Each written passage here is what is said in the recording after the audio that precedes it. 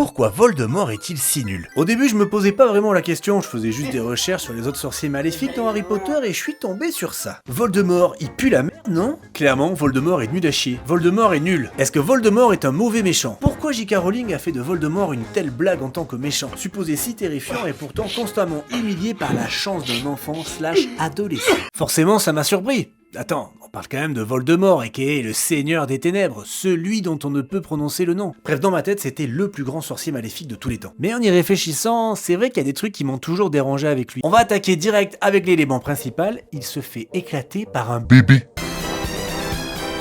Alors je sais, c'est l'amour de sa mère qui a protégé Harry, mais quand même, Voldemort a échoué face à un bébé, on le sait dès le début, et franchement, ça fait pas méchant terrifiant ça. Ensuite, il y a un gars qui fait remarquer que c'est vraiment le méchant générique, et je suis assez d'accord avec ça, je trouve que c'est un méchant qui manque de profondeur. Y a pas de nuance en fait, le gars a toujours été méchant. Dès l'enfance, c'est déjà un psychopathe. Y a pas un tournant crucial dans sa vie, c'est pas super grave en soi, mais ça en fait pas un méchant aussi riche que des personnages comme Dark Vador par exemple. Où est Padmé? C'est juste le vilain classique qui veut devenir immortel et conquérir le monde. Et d'ailleurs, dans cette même idée de méchant générique, on remarque que tout a été mis sur son apparence. Il est pâle, il a pas de nez, c'est une espèce de serpent dégueulasse en fait. Ok, on a compris, c'est le méchant, mais sur le fond, on sait quasiment rien de ses pensées. Et c'est dommage, ça aurait vraiment pu renforcer son impact. D'ailleurs, rappelons qu'il a été vaincu par un bébé. Est-ce qu'on peut parler de sa stratégie? Parce que Voldemort, il est censé être incroyablement intelligent, incroyablement puissant, on est d'accord. Alors, pourquoi il galère à conquérir une école ou à tuer des gamins? Et pourquoi il prend des décisions à la con? Par exemple, dans l'Ordre du Phénix, pourquoi il essaie de faire basculer Harry du côté obscur? Il faut le vouloir, Harry. Elle l'a tué. Elle le mérite. Do it!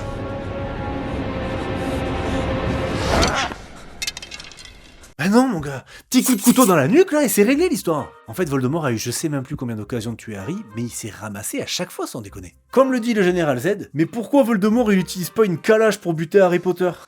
Ça aurait pu résoudre le problème hein. Ouais mais attends, c'est une histoire pour les enfants quand même, c'est normal. Je sais mais ça n'excuse pas tout, vous allez voir, vous allez voir. En fait depuis le début on nous parle de sa toute puissance, et tout le monde semble avoir peur de lui dans l'univers. Mais nous spectateurs, dès qu'on le voit, soit il est en train de faire des plans avec ses faillots là, soit il est en train de se faire poutrer par des adolescents. Les rumeurs disent même qu'un jour, il aurait perdu face à un bébé. D'ailleurs, en parlant de ces mignons là, faudra m'expliquer pourquoi les mange-morts continuent à être autant craintifs et loyaux au fil des épisodes. Ok, au début, t'as peur de lui, la réputation, tout ça, mais quand ça fait 3-4 fois que ton chef, il se fait défoncer par un gamin, donc je sais pas, mais moi à mon avis, j'aurais voté pour un nouveau chef. Tu peux plus le respecter après ça. Surtout si t'as entendu son rire. Ouais, mais ça c'est les doublages VF, c'est toujours un peu nul, tu sais. Non. Sans déconner, pas du tout grand méchant. Je vous ai dit qu'il avait perdu face à un bébé. Bref, désolé pour les fanboys, mais je trouve qu'il manque un truc à Voldemort et j'arrive pas vraiment à avoir peur du gars. C'est pas le grand méchant de ouf quoi. À sa décharge, pour faire un grand méchant, faut un grand héros en face. Et en vrai, Harry Potter, j'adore la franchise, mais le personnage Harry Potter en lui-même, il est pas ouf non plus.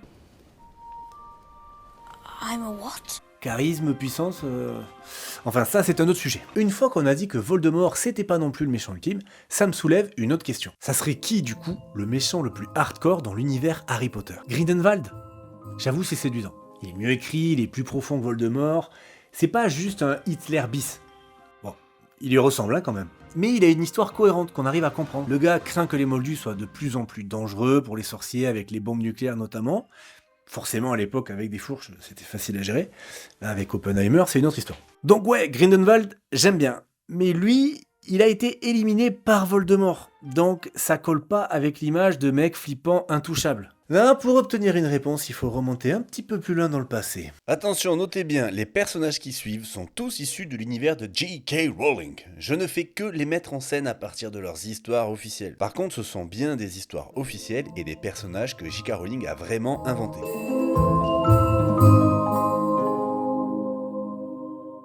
Dans l'Antiquité grecque exactement, avec Herpo l'infâme. Le gars c'est un pionnier. C'est un des plus anciens fourches-langues, donc quelqu'un qui peut parler avec les serpents.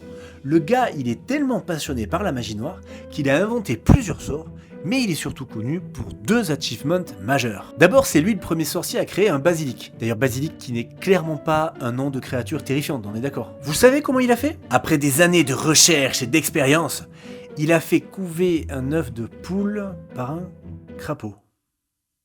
Ok. On peut donc créer une des créatures magiques les plus dangereuses qui soit avec un œuf de poule et un crapaud. Du coup, pourquoi aucun mage noir n'a pensé à faire une armée de ces bestioles? Parce que du coup, juste avec une douzaine d'œufs, tu conquiers un pays, quoi. Et surtout, comment Herpo a pensé à ça la première fois? Bon, il m'en reste qu'un, tant pis pour l'omelette.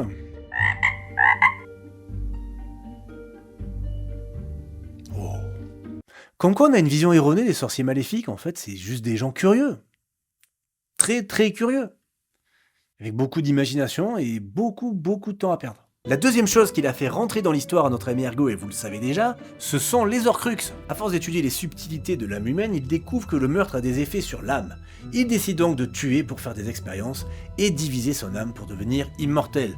Donc Voldemort a réutilisé sa technique en sachant que ça marchait déjà, mais combien d'innocents Herpo a-t-il tué pour faire ses expériences? Sans même savoir si ça allait marcher. Ça, c'est méchant. Alors, quoi d'autre? La création de son Horcrux aurait rendu son âme instable. Il est possible qu'il soit toujours en vie, mais s'il a été détruit, il existe en tant qu'âme errante. Un état pire que la mort. Ouais, c'est pas ouf ça, du coup, niveau grand méchant immortel. Bon, il est pas mal, mais limite, il a amené trop de choses utiles à la magie, en fait. On va trouver mieux. Direction le Moyen-Âge. Dans une sombre forêt en Europe, un sorcier noir s'est isolé dans son château pour développer sa magie et ses expériences maléfiques. Il s'appelle Raxidian. Son château est un tel lieu de souffrance qu'une véritable colonie de détraqueurs y a élu domicile. Déjà, on est pas mal dans l'ambiance grand méchant là. Pas loin de ce château, il y a un village habité par des sorciers lambda. Le deal entre le village et Raxidian, c'est que lui, il les laisse tranquilles, si eux, ils s'engagent à ne pas aller se balader du côté de son château. Ce qui est franchement pas trop difficile en fait. Enfin, j'imagine que si j'avais un voisin identifié comme grand sorcier maléfique, avec une horde de spectres volants autour de son château, j'aurais pas vraiment envie d'aller ramasser des champignons dans son jardin quoi. En tout cas, leur accord fonctionne comme ça pendant des années. Mais un jour, Raxidian aperçoit dans la forêt une jeune fille du village, Eliana. Il a un gros crush et décide qu'elle ferait une épouse idéale. Ouais, maturité émotionnelle d'un adolescent là quand même, hein. Du coup, il envoie un message à ses parents pour demander sa main. Jugez pas, c'était une autre époque. Mais évidemment, les parents refusent. Quelle surprise. Vous êtes, pardon, tueur en série? Écoutez, c'est parfait, ma fille se rentre de bonnes mains. Allez chérie, suis le monsieur. Du coup, Raxidian menace d'envoyer sa troupe de détraqueurs si on lui livre pas à la fille. C'est drama queen. Mais comme les parents et tout le village sont aussi des sorciers, ils lui disent d'aller se faire cuire le cul parce qu'ils sont prêts à en découdre. Et ils vont pas être déçus. Le mage noir lance ses hordes spectrales à l'assaut du village, qui résistent bien au début grâce au patronus de tous les villageois. Sauf que petit à petit, la nuée des détraqueurs gagne du terrain. Ils sont trop nombreux et les villageois terrifiés se rendent bien compte qu'ils ne pourront pas tenir longtemps. Raxidian va gagner et il va s'emparer de la pauvre Eliana. Mais alors que tout semble perdu, un enfant entre en jeu. Il s'agit de Ilius, un orphelin du village. Les anciens lui avaient demandé de rester à l'écart car son patronus est trop faible pour être utile. Mais in extremis, il lance lui aussi son patronus qui n'est effectivement qu'une simple petite souris. Sauf que ce jour-là, le petit patronus brille si vivement que le sort arrête net tous les détraqueurs. Ok, donc on est encore sur un sorcier surpuissant stoppé par un gosse. C'est quoi votre problème les gars là? Bon, du coup, Raxidian est furieux d'être mis en échec par un gamin et sa souris, tu m'étonnes, donc il rentre personnellement dans la mêlée. Ah, là ça devient intéressant. Il veut lui aussi invoquer son patronus pour contrer la souris de Ilius. Ok, cependant, il oublie que seul un cœur pur peut invoquer un patronus. Comment on peut oublier ça, je sais pas. Et du coup, pour la première fois, on assiste à ce qui arrive quand un sorcier impur tente ce sort. Des asticots sortent de sa baguette par centaines et se jettent sur le sorcier pour le dévorer en quelques instants. Bon, adolescent capricieux, battu par un enfant et soi-disant grand sorcier qui oublie qu'il ne peut pas jeter un sort pour finir bouffé par des asticots. Non, là, désolé, pas mieux que Voldemort, hein. Mais bien évidemment, j'ai fait exprès de vous garder le meilleur pour la fin, parce que je savais déjà qui était le pire salopard de l'univers d'Harry Potter. Mais quel suspense! Voilà un sorcier qui devrait mettre tout le monde d'accord.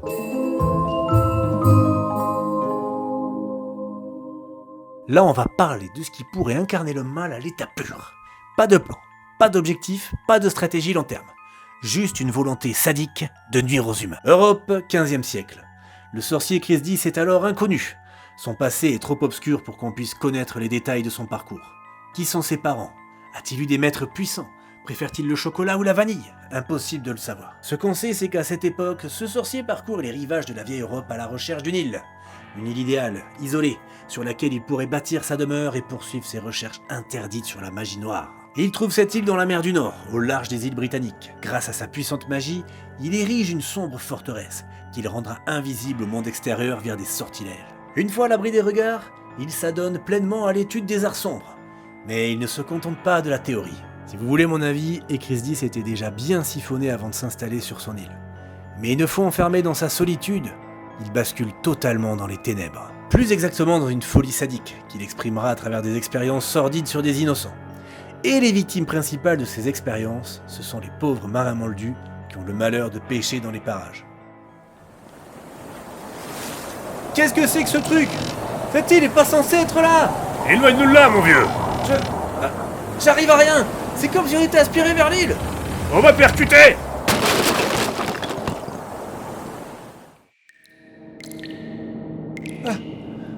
Où suis-je? Qui êtes-vous?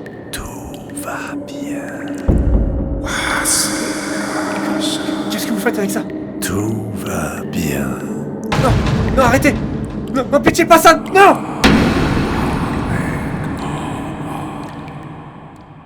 Et on n'est pas sur un rigolo là, hein? En tout cas, en causant toutes ces disparitions inexpliquées, Ecrizdis a rapidement attiré l'attention du ministère de la magie de l'époque, qui a donc envoyé des enquêteurs. Ceux-ci ont découvert l'île d'Ecrizdis, l'ont arrêté, puis enfermé, jusqu'à la fin de ses jours, protégeant ainsi des dizaines, voire des centaines de moldus innocents. J'aimerais vous dire que ça s'est vraiment passé comme ça. Hélas, Ecrizdis a continué ses crimes odieux jusqu'à sa mort. Du coup, combien d'innocents sont passés entre ses mains? Des dizaines, des centaines, des milliers, nul ne le sait. Quand il meurt enfin, de vieillesse ou d'une expérience qui a mal tourné, ses sortilèges de dissimulation meurent avec lui, rendant son île enfin accessible à tous. C'est alors que le ministère de la magie découvre sa sordide forteresse et envoie une équipe pour l'explorer. Les premiers à pénétrer dans l'antre du sorcier n'ont jamais voulu reparler des horreurs qu'ils ont découvertes à l'intérieur. Pour vous faire une idée, dites-vous que la chose la moins terrible qu'ils ont trouvée, c'était des détraqueurs. Je vous laisse imaginer le reste si c'est ça le moins pire. J'ai dit moins pire. D'ailleurs, point important à propos des détraqueurs. Difficile d'en être sûr et certain, mais avant le XVe siècle, aucun document ne témoigne de l'existence de ces spectres.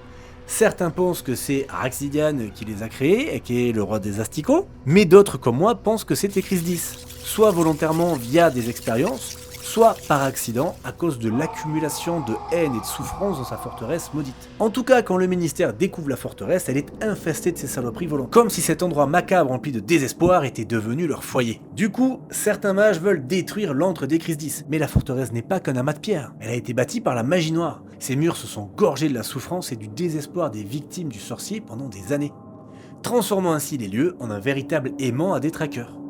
Un tel lieu hanté peut se venger de quiconque tenterait de le détruire, et les sorciers le savent. Et puis que feraient les détraqueurs si on les privait de leur maison? Qui a envie d'avoir une armée de ces sensueux à ses trousses jusqu'à la fin de ses jours? Trop dangereux. Du coup, le ministère décide simplement de laisser l'île à l'abandon pendant plus d'un siècle. Mais au XVIIe siècle, suite à la signature du Code international du secret magique, le ministère doit déplacer les prisons pour sorciers hors de portée des moldus. Du coup, l'existence de l'île d'Ecrizdis revient sur la table. Elle devient le choix évident pour créer la prison haute sécurité du ministère de la magie. Cette prison, vous la connaissez sous le nom d'Azkaban.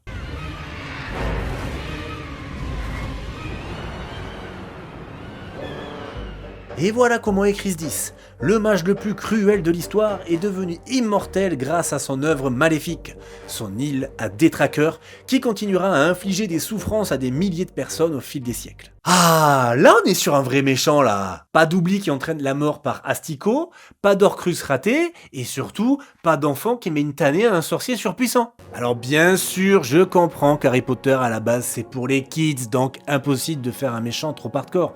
Mais franchement, ce Ecrizdis là, il mériterait un film à part entière. Ça serait probablement un film d'horreur d'ailleurs. J'adorerais ça. Et dernier point, j'ai une théorie sur Voldemort. Peut-être qu'il est méchant parce qu'il souffre. Peut-être qu'il a juste besoin d'un gros câlin. D'un très gros câlin. Enfin, il faut qu'il bête. J'ai kick and kill and cru. J'bosse comme pas deux. J'écris jusqu'à pas d'heure. C'est en studio. Bon élève, plutôt studieux. Victoire dans le viseur. Tous les vecteurs on fire.